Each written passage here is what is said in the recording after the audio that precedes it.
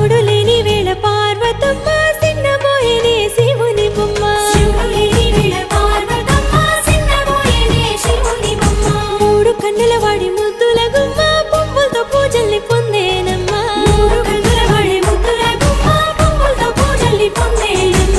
గౌరమ్మే బతుకమ్మై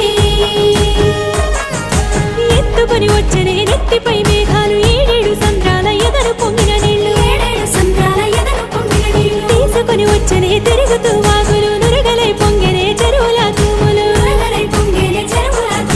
ఉత్తరం దక్షిణం నువ్వెక్కిపోతుంటే తంగేడు బొమ్మలు బంగారమై చూస్తే